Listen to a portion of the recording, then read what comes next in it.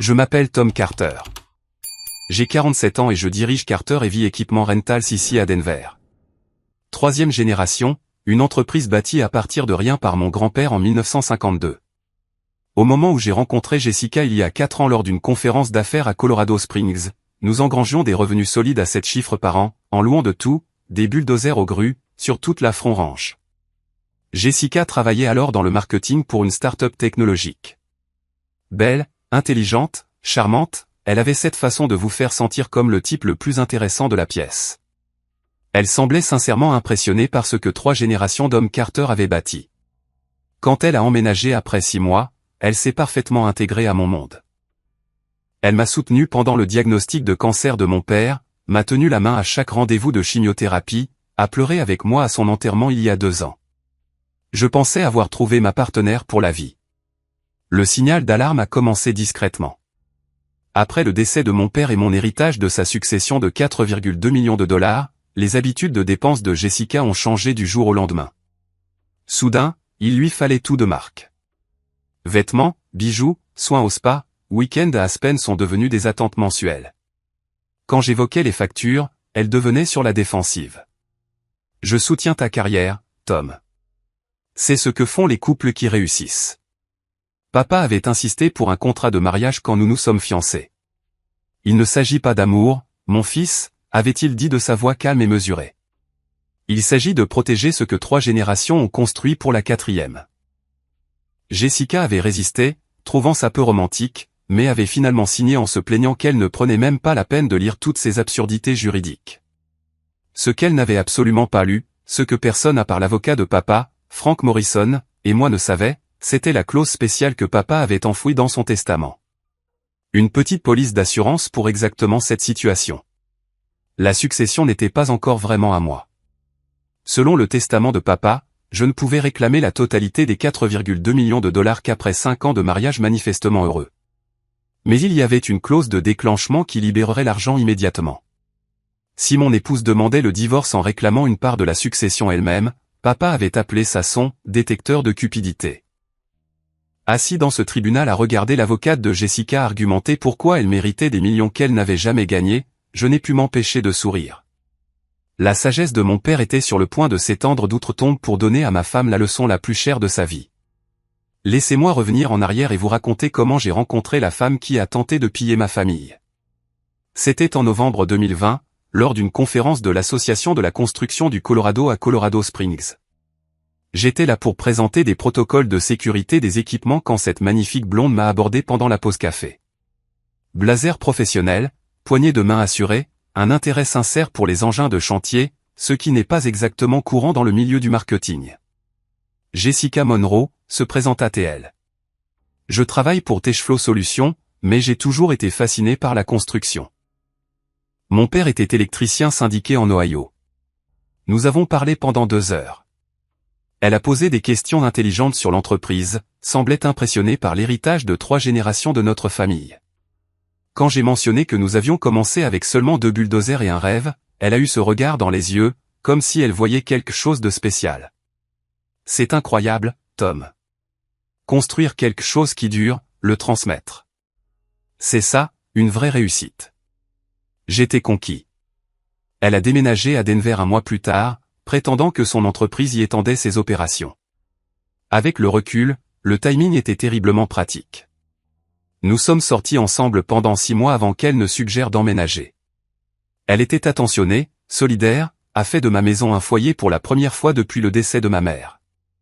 Quand papa a reçu son diagnostic de cancer début 2021, Jessica a été un rock.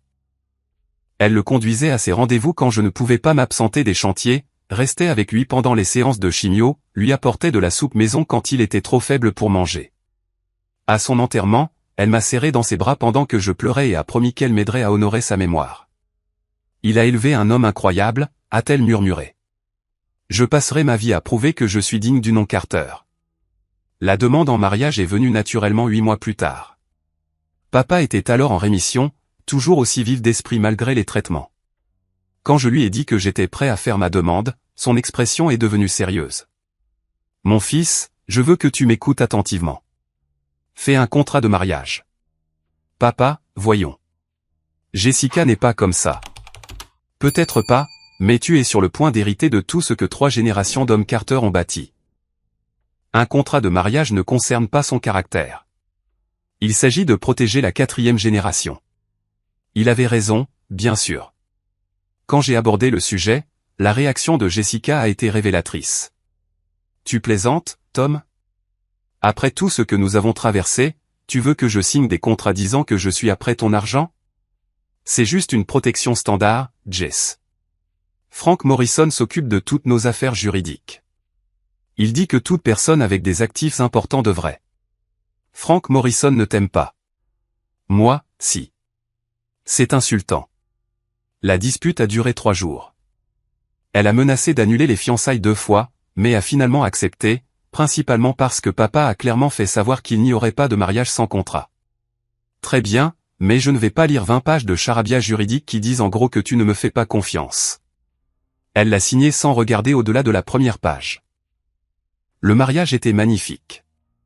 Petite cérémonie au Brown Palace en centre-ville. Réception pour la famille et les amis proches. Jessica était radieuse. Elle a joué la mariée parfaite. Pendant nos vœux, elle a promis de protéger et d'honorer l'héritage des Carter pour les générations à venir. Papa m'a pris à part pendant la réception. Il avait l'air fatigué. Le cancer était en train de gagner à ce moment-là, même si nous ne savions pas qu'il ne lui restait que 8 mois. J'ai mis à jour mon testament la semaine dernière, dit-il doucement. Frank a les détails. Fais juste confiance au processus, mon fils. Quoi qu'il arrive. Je n'ai pas compris sur le moment.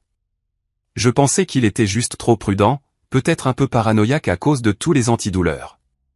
Mais Big Bob Carter avait bâti un empire en pensant avec 3 coups d'avance sur tout le monde. Même sur son lit de mort, il protégeait encore sa famille. Papa est décédé en mars 2022, 8 mois après notre mariage. Le cancer du poumon a finalement gagné la bataille qu'il avait menée si durement. Je lui ai tenu la main dans ses derniers moments, et ses derniers mots pour moi furent « Fais confiance à Frank. Suis le plan ». L'enterrement a été plus dur que je ne l'avais prévu. Perdre l'homme qui m'avait tout appris sur les affaires, sur la vie, sur ce que c'est d'être un Carter. Jessica a été incroyable pendant ces semaines sombres, s'occupant de tous les arrangements que je ne pouvais pas affronter, coordonnant avec le pasteur, s'assurant que papa ait les adieux qu'il méritait. Une semaine plus tard, Frank Morrison m'a appelé à son bureau pour la lecture du testament. Juste Jessica et moi dans sa salle de conférence lambrissée, le même endroit où papa avait négocié des contrats valant des millions au fil des ans. Tom, votre père vous a laissé une succession substantielle, commença Frank, sa voix portant ce ton formel que les avocats utilisent pour les moments importants. La succession s'élève à 4,2 millions de dollars, immobilier, investissement, épargne. Cependant, il y a des conditions spécifiques. Je savais que papa avait de l'argent de côté, mais 4,2 millions de dollars, c'était plus que ce que j'avais imaginé. Jessica me serra la main, les larmes aux yeux. Quel genre de conditions, demandai-je. Frank ajusta ses lunettes, un geste que je l'avais vu faire 1000 fois quand papa était en vie. La succession devient entièrement accessible après 5 ans de mariage manifestement heureux. D'ici là, elle reste en fiducie. Cependant, il marqua une pause, regardant Jessica, il y a des circonstances dans lesquelles la période d'attente de 5 ans serait levée. Quelles circonstances? Demanda Jessica, prenant la parole pour la première fois. Si le conjoint survivant entame une procédure de divorce et réclame spécifiquement des droits de communauté de biens sur la succession elle-même, la période d'attente est immédiatement annulée et Tom obtient un accès complet à tous les fonds. Je n'ai pas compris la portée de cela à l'époque. Cela semblait juste être une autre des manœuvres commerciales compliquées de papa. Jessica hocha la tête comme si cela avait un sens parfait. Donc en gros, si je suis patient et fidèle, j'obtiens l'argent dans 5 ans de toute façon? Demandai-je. Précisément. Votre père voulait s'assurer que la succession irait à un homme qui avait construit un mariage stable et durable. Avec le recul, j'aurais dû prêter plus d'attention à l'expression de Jessica pendant cette explication. La façon dont ses yeux se sont légèrement plissés quand Frank a mentionné la clause de déclenchement, les questions qu'elle a posées par la suite sur le droit de la communauté de biens au Colorado.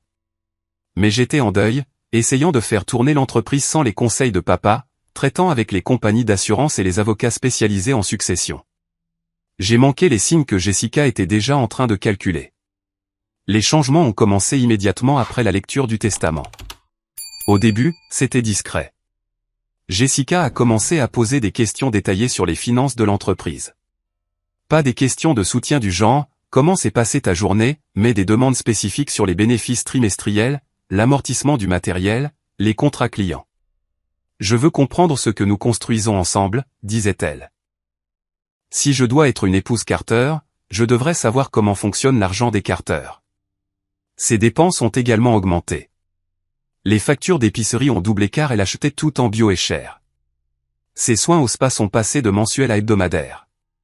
Elle s'est inscrite à une salle de sport exclusive en centre-ville qui coûtait $300 par mois. Quand je mentionnais l'augmentation des dépenses, elle me rappelait la succession. Nous allons être millionnaires dans 5 ans, Tom. J'ajuste simplement notre style de vie à notre future réalité. Puis sont venus les achats plus importants. Un bracelet en diamant à $15 000 pour notre premier anniversaire. Un SUV de luxe parce que, ma vieille voiture ne correspond pas à l'image. Des meubles de créateurs pour moderniser la maison que papa avait construite en 1985. Les relevés de cartes de crédit s'épaississaient chaque mois. Jessica avait toujours des explications. Elle faisait du réseautage dans des restaurants chers pour aider mon entreprise, achetait des vêtements pour des événements importants de l'industrie, investissait dans son apparence parce que, les hommes qui réussissent ont besoin d'épouses qui ont l'air à la hauteur. À notre deuxième anniversaire, elle avait accumulé près de $80 000 de frais. Quand j'ai suggéré que nous devrions peut-être ralentir les dépenses, sa réaction a été explosive. « Tu plaisantes, Tom ? J'ai abandonné ma carrière pour soutenir la tienne. Je m'occupe de cette maison. J'assiste à chaque fonction ennuyeuse de l'industrie. Je souris et je fais la conversation avec les femmes de tes clients. Le moins que tu puisses faire, c'est me faire confiance pour les décisions financières. Il ne s'agit pas de confiance, Jess. Il s'agit de responsabilité. Nous dépensons de l'argent que nous n'avons pas encore vraiment. Nous l'aurons. Le testament de ton père le garantit. Quelque chose dans sa façon de le dire, froid, calculé, m'a donné un frisson dans le dos, comme si elle pensait déjà au-delà de notre mariage, à ce qui viendrait après. Le troisième acteur de ce drame vivait à 2 maisons de la mienne. Derek Sullivan, 52 ans, un entrepreneur divorcé qui avait emménagé dans le quartier il y a environ 3 ans. Un type assez sympa en surface. Nous discutions de temps en temps par-dessus la clôture. Je lui avais prêté ma remorque quand il déménageait des meubles après son divorce. Ce que je ne savais pas, c'est que Derek avait une raison très personnelle de détester la famille Carter. Tout a commencé en 2014, lorsque l'entreprise de construction de Derek a soumissionné pour un contrat municipal majeur, $2,8 millions pour remplacer les infrastructures d'eau vieillissantes du centre-ville de Denver. Derek avait tout mis en jeu pour ce contrat, sa maison, son entreprise, son mariage. Il était si confiant de l'emporter qu'il avait déjà acheté du nouvel équipement et embauché des équipes supplémentaires. Le contrat a été attribué à Carter Heavy Equipment. L'offre de papa était plus basse, mais plus important encore, notre bilan de sécurité et la fiabilité de notre équipement étaient impeccables. L'entreprise de Derek avait eu 3 violations de l'OSHA l'année précédente et un historique de dépassement de coûts. La ville a fait le bon choix, mais Derek ne l'a jamais vu de cette façon. La perte de ce contrat a mis son entreprise en faillite en 6 mois. Les dominos sont tombés rapidement après ça. Maison saisie. Femme qui demande le divorce et prend la moitié de ce qui restait. Derek a blâmé la famille Carter pour avoir détruit sa vie. Étage 8 ans plus tard, il enrageait toujours. Quand il a emménagé dans notre quartier en 2021, juste après l'enterrement de papa, j'ai pensé que c'était une coïncidence. Denver est une grande ville, mais le monde de la construction est étonnamment petit. J'avais même de la peine pour lui, divorcé, en difficulté, essayant de se reconstruire. J'ai fait un effort pour être un bon voisin. Derek a joué son rôle à la perfection. Le voisin reconnaissant, le gars qui avait appris de ses erreurs, l'homme divorcé qui essayait juste de repartir à zéro. Il passait de temps en temps pour des conseils sur l'entretien de la maison. Toujours respectueux, toujours reconnaissant pour toute aide. Mais Derek Sullivan jouait un jeu à beaucoup plus long terme. Il observait, apprenait nos habitudes, prêtait attention au comportement de Jessica, surtout après que la succession de papa soit entrée en jeu. Il a remarqué ses frénésies de dépenses, ses goûts de plus en plus chers, la façon dont elle parlait d'argent quand elle pensait que personne n'écoutait. Derek a reconnu en Jessica quelque chose que j'étais trop aveugle pour voir. La même cupidité calculatrice qui avait détruit son propre mariage, mais raffinée et patiente, et il a réalisé qu'elle pourrait être l'arme parfaite pour sa vengeance contre la famille Carter. Le premier contact a eu lieu il y a environ 6 mois. Jessica était dehors à jardiner quand Derek s'est approché avec une bouteille de vin et une oreille sympathique. « Je n'ai pas pu m'empêcher de remarquer que vous aviez l'air stressé ces derniers temps », lui a-t-il dit. « Le divorce est difficile. Je suis passé par là. » « Nous ne sommes pas divorcés », a corrigé Jessica. « Tom et moi sommes heureux. »« Bien sûr. Bien sûr. Je voulais juste dire, eh bien, le mariage peut être compliqué quand il y a beaucoup d'argent en jeu.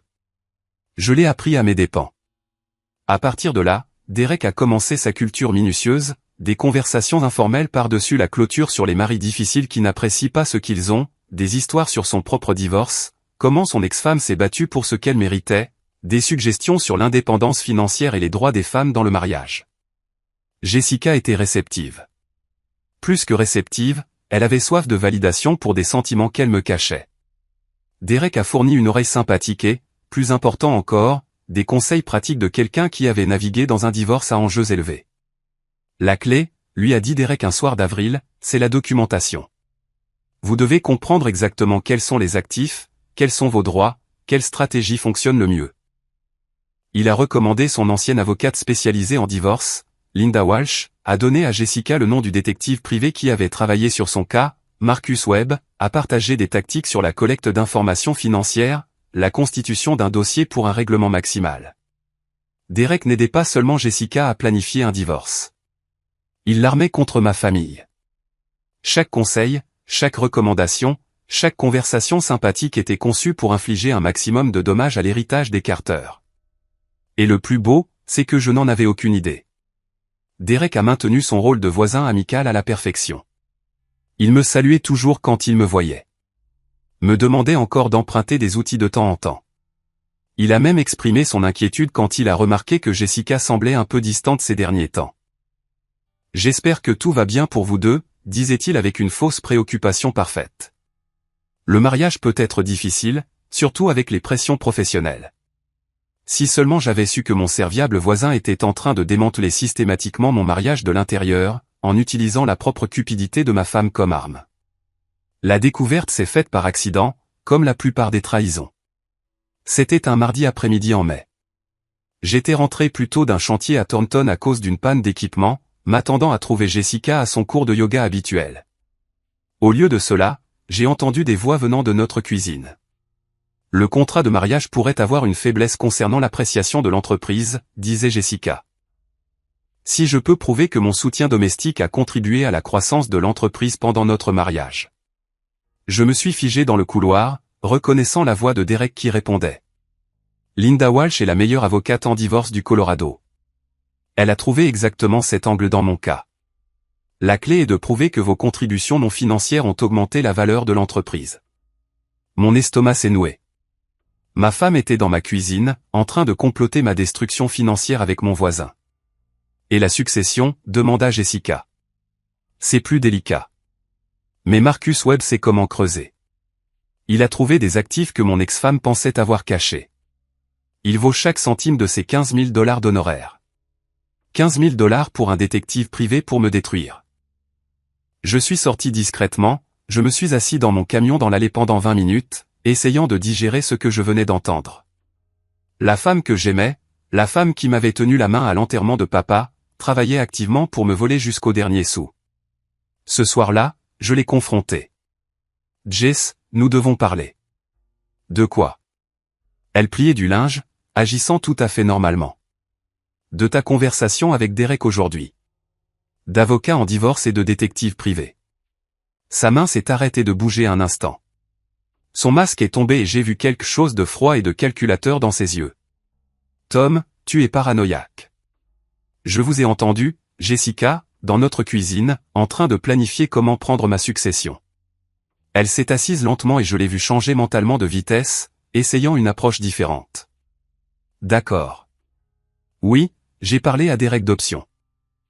Mais pas parce que je veux divorcer, Tom. C'est parce que j'ai peur. » « Peur de quoi ? De toi. De la façon dont tu as changé depuis la mort de ton père. Tu es distant, méfiant, tu contrôles l'argent. J'ai consulté un avocat pour comprendre mes droits, pour savoir où j'en suis si les choses empirent. C'était une manipulation magistrale, prendre ma découverte de sa trahison et la retourner contre moi, en faisant ma faute, mon problème, mon échec en tant que mari. Je n'essaie pas de te faire du mal, a-t-elle poursuivi, les larmes commençant à couler. Je veux juste me sentir en sécurité dans notre mariage. Et voilà le truc, j'ai failli la croire. Presque. 3 semaines plus tard, je suis tombé malade. Une intoxication alimentaire. Le genre qui vous met KO pendant des jours. J'étais pratiquement sans défense, avec de la fièvre, pouvant à peine garder de l'eau. Jessica s'est retransformée en la femme que j'avais épousée, m'apportant de la soupe, vérifiant ma température, dormant sur le canapé pour que je puisse mieux me reposer. « Je t'aime, Tom », a-t-elle murmuré un soir, assise au bord de mon lit. Je sais que les choses ont été tendues ces derniers temps, mais nous allons trouver une solution. Nous sommes des Carter maintenant. Nous restons soudés. Pendant ces 4 jours, elle a été parfaite, attentionnée, sincèrement inquiète pour ma santé.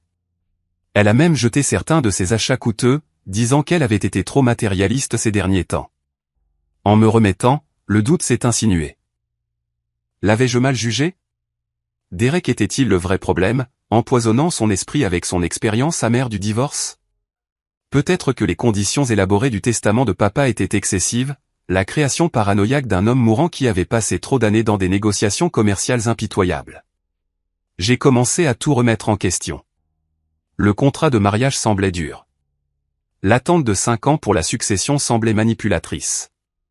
Peut-être que Jessica méritait mieux qu'un mari qui avait piégé leur mariage dès le premier jour.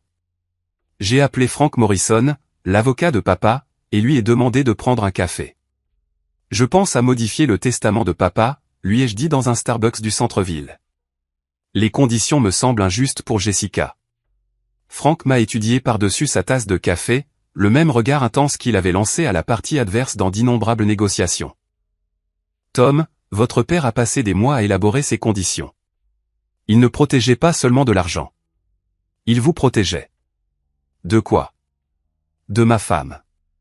De quiconque verrait l'héritage des Carter comme une opportunité plutôt qu'une responsabilité. J'ai exposé le comportement récent de Jessica, son attention pendant ma maladie, ma culpabilité croissante face aux conditions apparemment dures de papa. Frank a écouté patiemment, puis s'est penché en avant. Mon fils, votre père m'a dit quelque chose avant de mourir. Il a dit que le vrai test ne serait pas de savoir si Jessica essaierait de prendre l'argent. Ce serait de savoir si vous seriez assez fort pour la laisser faire. Que voulez-vous dire? Il savait que vous pourriez avoir des moments comme celui-ci. Des moments où l'amour obscurcit le jugement. Où vous voudriez croire le meilleur malgré les preuves du contraire. C'est pourquoi les conditions sont blindées, pour vous protéger de votre propre bon cœur. Frank a sorti un dossier en manille. Votre père m'a demandé de vous donner ceci si jamais vous hésitiez. Il l'a enregistré 2 semaines avant de mourir. À l'intérieur se trouvait une clé USB étiquetée, pour Tom, quand la confiance devient dangereuse. Ce soir-là, je me suis assis seul dans mon bureau à la maison et j'ai branché la clé USB de papa. Un fichier vidéo s'est ouvert, montrant mon père assis dans ce même fauteuil quelques semaines avant sa mort. Il avait l'air fragile mais alerte, sa voix portant toujours cette autorité tranquille que j'avais connue toute ma vie. Tom, si tu regardes ça, c'est que tu as des doutes sur les conditions de la succession. C'est naturel, mon fils. Tu as un bon cœur. Peut-être trop bon pour ta propre protection. Même à l'écran, la présence de papa remplissait la pièce. Je dois te dire quelque chose que je n'ai jamais dit de mon vivant. Je n'ai pas fait confiance à Jessica depuis le début. Non pas parce qu'elle était mauvaise, mais parce qu'elle voyait le succès de notre famille comme une opportunité à exploiter plutôt qu'un héritage à protéger. Mon estomac s'est serré alors qu'il continuait, j'ai engagé un détective privé 6 mois après que vous ayez commencé à sortir ensemble. Vérification des antécédents, historique financier, relations précédentes. Ce que j'ai trouvé n'était pas criminel, mais c'était éclairant. Papa a pris un dossier hors champ. Jessica Monroe a un schéma, mon fils. 3 relations précédentes avec des hommes financièrement aisés. Chaque relation a duré juste assez longtemps pour établir un enchevêtrement financier, puis s'est terminée avec elle prenant autant que possible. Un banquier en Ohio, elle a vécu avec lui pendant 2 ans, puis l'a poursuivi pour une pension alimentaire. Un promoteur immobilier à Phoenix. 6 mois après la fin de leur fiançailles, elle conduisait sa BMW et vivait dans un appartement qu'il payait. J'ai eu la nausée. La femme que j'avais aimée, en qui j'avais eu confiance, que j'avais épousée. Elle a déménagé à Denver spécifiquement pour te cibler, Tom. La conférence sur la construction n'était pas une coïncidence. Elle a fait des recherches sur les participants, a identifié les prospects célibataires les plus prospères. Tu étais sa cible principale dès le premier jour. Papa s'est rapproché de la caméra. Les conditions de la succession ne visent pas seulement à protéger l'argent. Elles visent à te protéger de quelqu'un qui te voit comme une transaction plutôt qu'une personne. Si Jessica t'aime vraiment, elle attendra 5 ans et sera heureuse avec tout ce que nous construirons ensemble. Si elle est ce que je pense qu'elle est, elle montrera son vrai visage dès qu'elle réalisera que la succession est à portée de main. La vidéo s'est terminée par les derniers mots de papa. Fais confiance au processus, mon fils. Laisse-la se révéler. Je suis resté assis dans l'obscurité pendant 1 heure, absorbant les implications. Mon mariage était construit sur la tromperie. Ma femme était une prédatrice professionnelle, et mon père l'avait su depuis le début. Mais les conditions de papa étaient brillantes dans leur simplicité. Jessica pouvait avoir tout légitimement si elle était patiente et sincère. La seule façon pour elle de perdre était si sa cupidité submergeait son jugement. 2 semaines plus tard, Jessica a fait son mouvement. Je suis rentré à la maison pour la trouver en train de faire ses valises dans notre chambre, des vêtements de marque soigneusement pliés, sa boîte à bijoux déjà scellée. « Tu vas quelque part ?» demandai-je. Elle a levé les yeux avec une expression que je n'avais jamais vue auparavant. Froide, calculatrice, complètement dénuée de la chaleur dont j'étais tombé amoureux. « Tom, ça ne marche pas. Nous voulons des choses différentes. » Comme quoi? Je veux un partenaire qui me fait confiance, qui me traite comme une égale. Toi, tu veux une femme qui attendra 5 ans en espérant des miettes de la table de ton père. Le masque était enfin tombé. J'ai consulté une avocate, a-t-elle poursuivi. Linda Walsh, elle pense que j'ai d'excellents motifs pour réclamer la moitié des biens matrimoniaux, y compris une partie de ta succession. La succession n'est pas un bien matrimonial, Jess. Le contrat de mariage. Le contrat de mariage a des faiblesses. Mon avocate a trouvé de la jurisprudence suggérant que le soutien domestique pendant le mariage peut créer des droits sur des biens auparavant séparés, surtout si ces biens se sont appréciés grâce au succès commercial du conjoint soutenu. Elle récitait des arguments juridiques comme si elle les avait mémorisés. Le coaching de Derek avait été approfondi. Je demande le divorce demain, a-t-elle annoncé. Ça n'a pas besoin d'être moche, Tom. Donne-moi ce que je mérite, la moitié de tout, y compris la moitié de cette succession, et nous pourrons tous les deux passer à autre chose. J'ai failli rire. Presque. Jessica venait de déclencher les conditions exactes que papa avait prédites, le scénario précis qui activerait son piège. Nous laisserons les avocats déterminer ce que tu mérites, ai-je dit. Jessica a souri de ce sourire froid et calculateur. Mon avocate dit que le Colorado est un état de communauté de biens. 3 ans de mariage, des actifs importants acquis pendant cette période, un soutien domestique documenté contribuant au succès de l'entreprise. Le calcul est simple, Tom. Ce que Jessica ne comprenait pas, c'est que le calcul avait déjà été fait par un homme qui avait passé 40 ans à déjouer des gens comme elle. Elle a déménagé ce week-end-là, confiante dans sa victoire à venir. Par l'intermédiaire de Derek, elle avait engagé Marcus Webb, le détective privé, qui a produit un rapport complet sur mes actifs, l'évaluation de l'entreprise, les biens immobiliers, les comptes d'investissement et surtout, la succession de 4,2 millions de dollars. L'équipe juridique de Jessica avait fait ses devoirs. Ils avaient trouvé la faiblesse potentielle dans le contrat de mariage, recherché les précédents de la communauté de biens, calculé leur demande maximale. Ce qu'ils ne savaient pas, c'est que toute leur recherche, toute leur stratégie, toute leur planification minutieuse venait de me donner la victoire ultime. Les papiers du divorce sont arrivés un jeudi matin. Jessica demandait 50% de tous les biens matrimoniaux, y compris ce que son avocate appelait l'intérêt communautaire dans les biens hérités en raison du soutien conjugal contribuant à la préservation et à la croissance des actifs pendant le mariage. En clair, elle voulait 2,1 millions de dollars de l'argent de papa. Frank Morrison m'a appelé moins d'1 heure après avoir reçu sa copie. Tom, félicitations. Jessica vient d'activer la clause de succession de votre père. Qu'est-ce que ça signifie exactement? Cela signifie que vous avez maintenant un accès complet et immédiat aux 4,2 millions de dollars sans période d'attente. En demandant une part de la succession dans le cadre de la procédure de divorce, Jessica a déclenché la condition exacte que votre père avait spécifiée pour une distribution immédiate. Je me suis assis lourdement. Le piège de papa avait parfaitement fonctionné. Mais il y a plus, a poursuivi Frank. J'ai besoin que vous veniez demain. Nous avons quelques préparatifs à faire avant la date du tribunal. Au bureau de Frank le lendemain matin, il a étalé des documents sur sa table de conférence comme un général planifiant une bataille. L'avocate de Jessica, Linda Walsh, est bonne. Elle a trouvé la faiblesse potentielle dans votre contrat de mariage. L'argument selon lequel le soutien conjugal pendant le mariage peut créer un intérêt communautaire dans des biens séparés qui s'apprécient. Est-ce une menace réelle? Frank sourit sombrement. Dans des circonstances normales, peut-être. Il y a de la jurisprudence au Colorado qui soutient son argument. Mais Jessica a fait une erreur cruciale. Il a sorti un dossier épais étiqueté « Rapport d'enquête privée ». Marcus Webb. Jessica a engagé Webb pour documenter vos actifs pour le divorce. Elle l'a payé 15 000 $ pour prouver son cas. Ce qu'elle n'a pas réalisé, c'est que tout ce que Webb a documenté devient une preuve dans la procédure. Frank a ouvert le rapport. Page après page de détails financiers, de valeurs immobilières, d'évaluation d'entreprise, tout cela compilé par le propre enquêteur de Jessica. Voici la belle ironie, Tom. Le rapport de Webb nous aide en fait. Regardez la page 43. J'ai lu la section surlignée.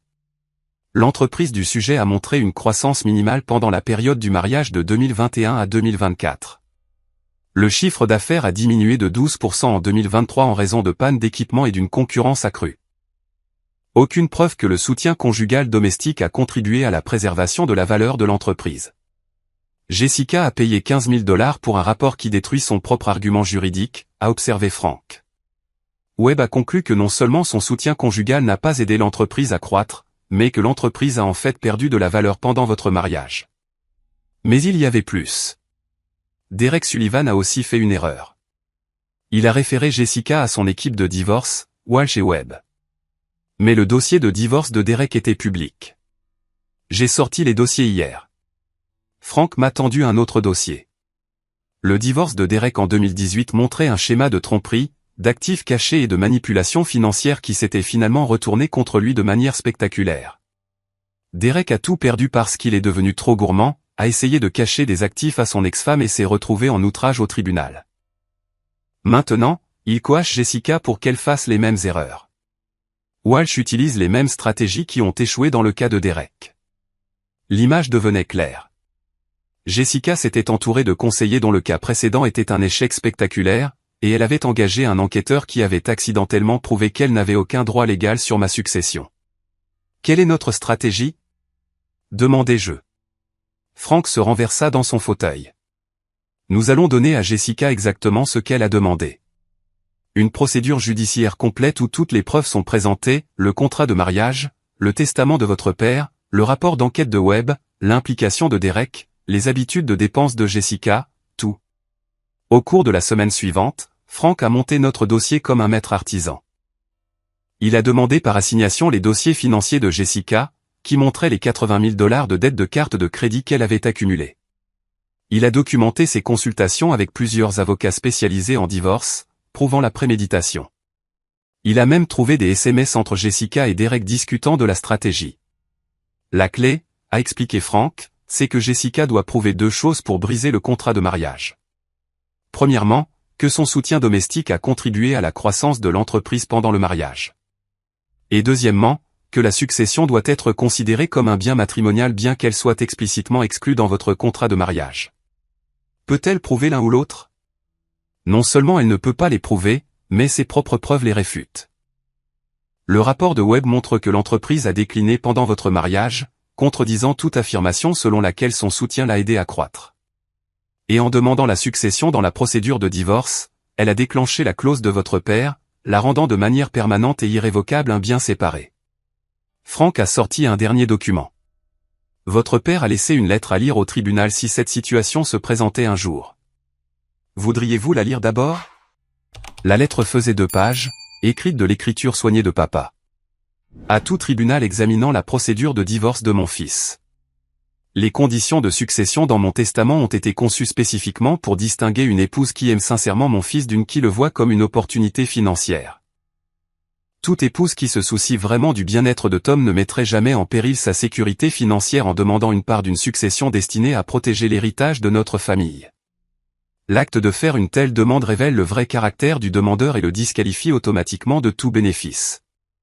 Cette succession a été gagnée par 3 générations de travail honnête et ne devrait être transmise qu'à ceux qui comprennent son but, protéger la 4e génération et au-delà.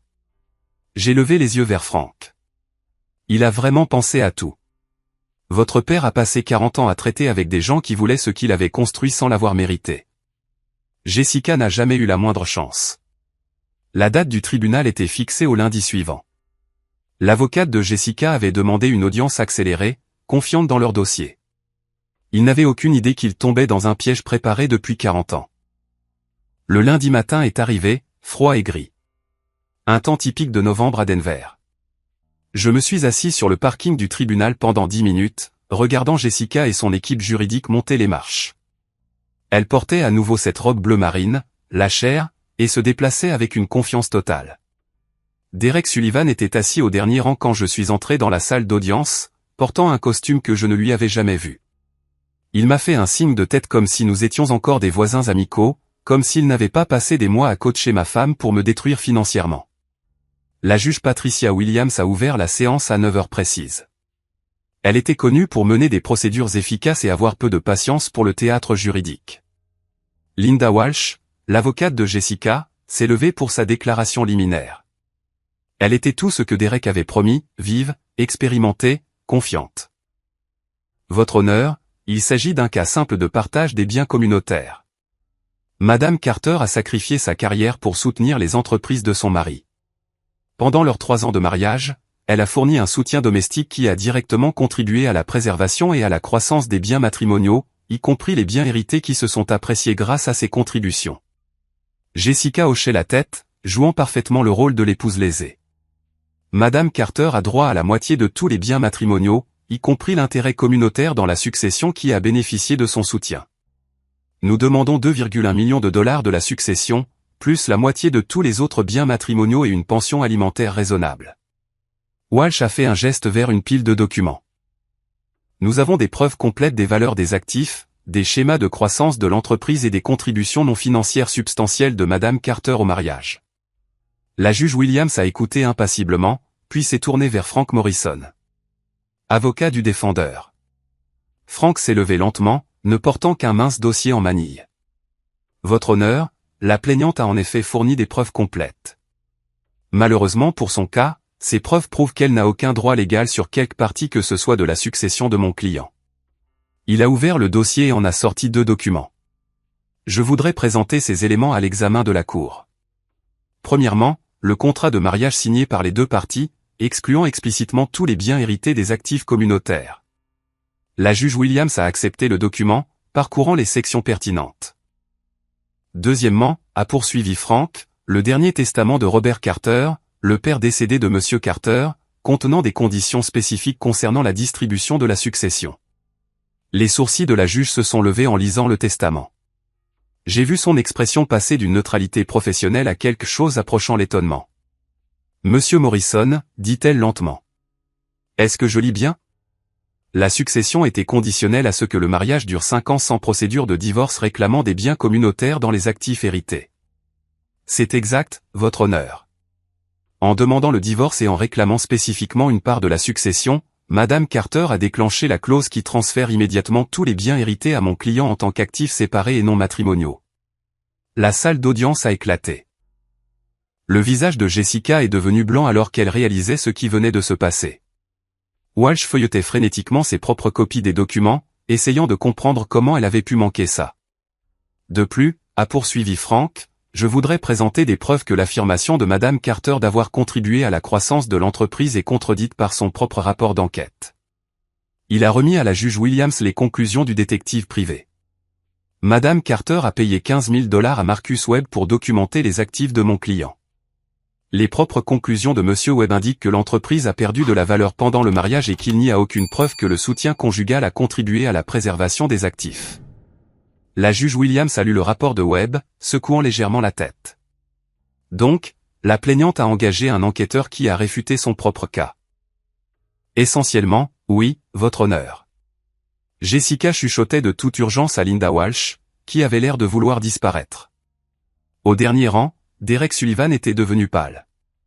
La juge Williams a posé les documents, a enlevé ses lunettes et a étudié Jessica avec une expression qui aurait pu geler de l'eau. Madame Carter, commença-t-elle, sa voix portant l'autorité de 30 ans sur le banc. Laissez-moi m'assurer que je comprends bien votre position. Vous avez engagé un détective privé pour cataloguer les actifs de votre mari en vue d'une procédure de divorce. Vous avez consulté plusieurs avocats sur la manière de maximiser votre règlement, et vous avez spécifiquement demandé la moitié d'une succession qui était explicitement exclue des biens matrimoniaux dans un contrat de mariage que vous avez signé. Jessica a essayé de répondre, mais la juge a levé la main. Plus important encore, vous avez fait cette demande en sachant que votre beau-père avait structuré son testament pour tester exactement ce scénario.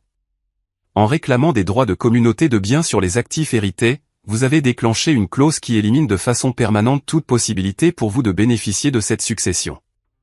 Votre honneur, interrompit Linda Walsh, nous souhaiterions contester la validité du contrat de mariage et des conditions de succession pour cause de caractère abusif. La juge Williams tourna son attention vers l'avocate de Jessica avec une irritation à peine dissimulée.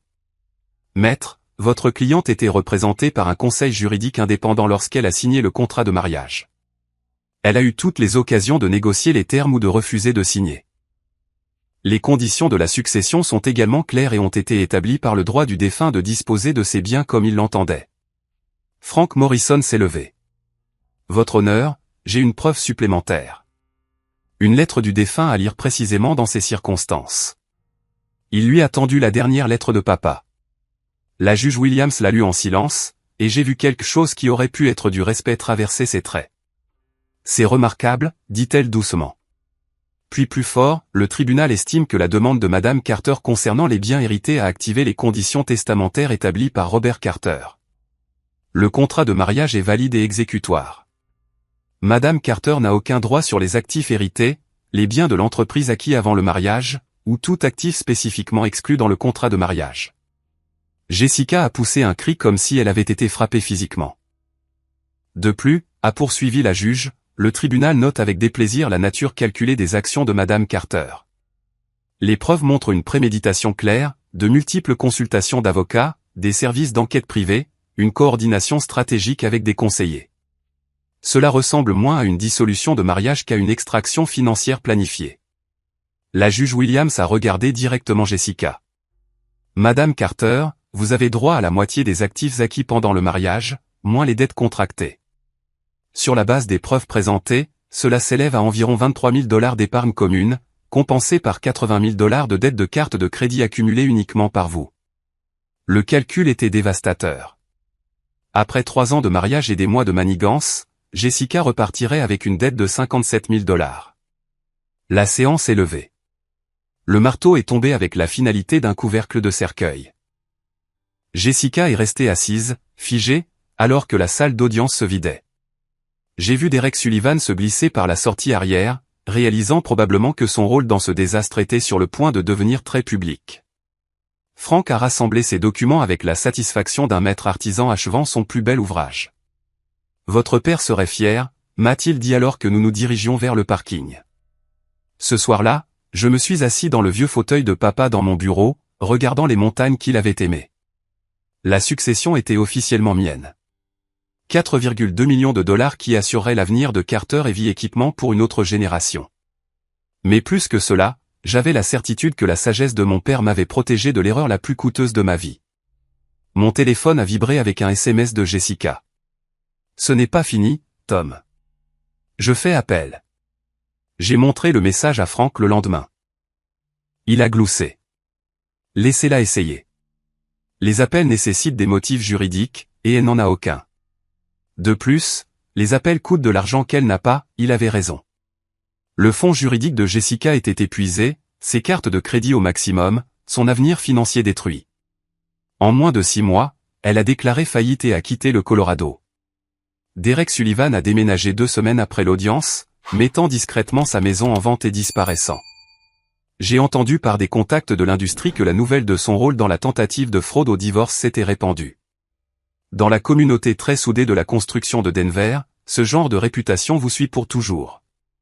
Quant à moi, j'ai utilisé une partie de la succession pour développer Carter Heavy Equipment, en achetant du matériel plus récent et en embauchant des équipes supplémentaires. Les affaires ont prospéré à mesure que la réputation de stabilité financière et de vision à long terme de l'entreprise s'est répandue. Mais le meilleur investissement que j'ai fait a été dans des programmes d'éducation juridique pour les propriétaires de petites entreprises, leur enseignant la protection des actifs et l'importance d'une planification successorale minutieuse. La sagesse de papa ne devait pas mourir avec sa génération. Parfois, la plus grande vengeance n'est pas ce que vous faites à vos ennemis. C'est ce que vous construisez malgré leur tentative de vous détruire. 3 ans se sont écoulés depuis ce matin de novembre au tribunal de district de Denver. Carter Heavy Equipment emploie maintenant 43 personnes et opère dans 4 États. La succession que papa m'a laissée a atteint plus de 6 millions de dollars grâce à des investissements prudents et à l'expansion de l'entreprise. Mais la vraie valeur n'était pas dans l'argent, elle était dans la leçon. Je garde la dernière lettre de papa encadrée dans mon bureau maintenant, à côté d'une photo de lui debout à côté de notre premier bulldozer en 1987. Les visiteurs posent souvent des questions à ce sujet et je leur raconte l'histoire. Pas toute l'histoire. Certains détails sont trop personnels, mais la vérité essentielle. Mon père a protégé l'héritage de sa famille en comprenant la nature humaine mieux que les gens qui essayaient de l'exploiter. Frank Morrison a pris sa retraite l'année dernière, mais pas avant de m'aider à créer la fondation de la famille Carter. Nous offrons des bourses d'études en droit pour les propriétaires de petites entreprises, axées sur la protection des actifs et la planification successorale. Chaque année, nous finançons des séminaires à travers le Colorado pour enseigner aux entrepreneurs comment protéger ce qu'ils ont construit contre le genre de prédateurs que Jessica représentait. La sagesse de votre père ne devrait pas mourir avec une seule génération, m'a dit Frank à sa fête de départ. La meilleure façon d'honorer sa mémoire est de s'assurer que d'autres familles n'affrontent pas ce que vous avez affronté. Jessica n'a jamais fait appel du jugement de divorce. Sa faillite a été finalisée 8 mois après le procès et elle a quitté le Colorado. J'ai entendu par des connaissances communes qu'elle était retournée en Ohio, travaillant dans la vente au détail et vivant chez ses parents. Sa carrière de chercheuse d'or professionnelle était terminée. Les nouvelles voyagent vite dans certains cercles, et aucun homme qui réussit ne veut sortir avec quelqu'un avec son historique judiciaire. Le départ de Derek Sullivan de Denver a été encore plus complet.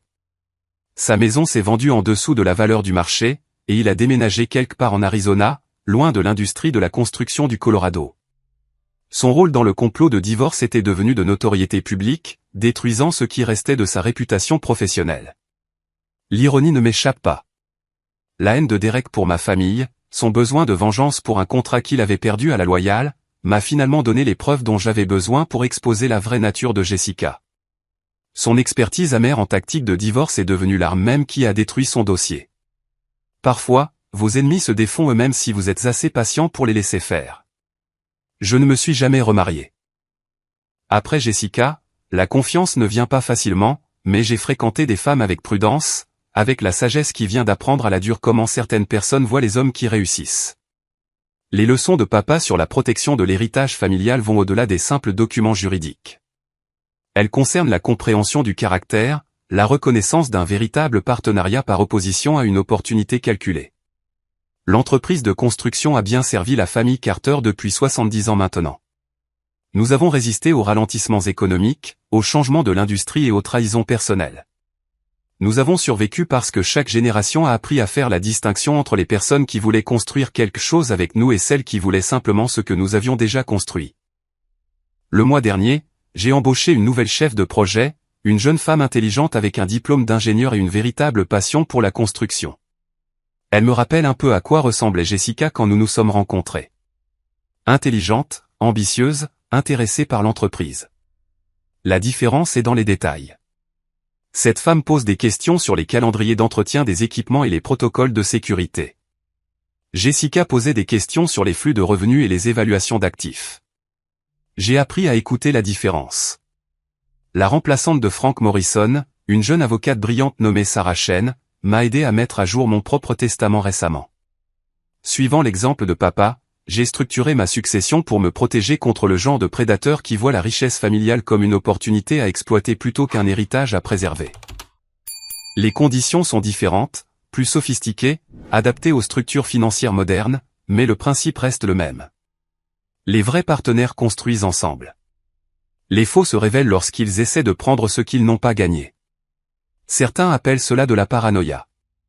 Ils disent que de telles protections élaborées montrent un manque de confiance en l'humanité. Peut-être ont-ils raison. Mais après avoir observé la performance calculée de Jessica, la manipulation amère de Derek et la manière systématique dont ils ont essayé de démanteler 3 générations de travail honnête, je préfère être paranoïaque que ruiné. La tombe de papa se trouve sur une colline surplombant Denver avec une vue sur les montagnes qu'il aimait et la ville où il a bâti son héritage. Je m'y rends chaque mois, généralement le dimanche matin quand le cimetière est calme et que je peux penser clairement. Merci, papa, je lui dis à chaque fois. Le plan a fonctionné à la perfection. L'inscription sur sa pierre tombale dit « Robert Carter ». Il a bien construit et a protégé ce qu'il a construit. Elle ne mentionne pas l'argent, le succès commercial ou les stratégies juridiques élaborées. Elle n'en a pas besoin. Les gens qui comptent comprennent que la plus grande richesse n'est pas ce que vous accumulez. C'est ce que vous préservez pour ceux qui viennent après vous. Et parfois, protéger votre héritage signifie être assez intelligent pour laisser les gens cupides se vaincre eux-mêmes. Le testament du père n'était pas seulement un document juridique.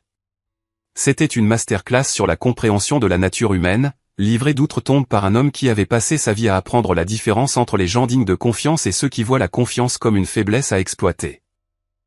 C'est peut-être là le plus précieux des héritages.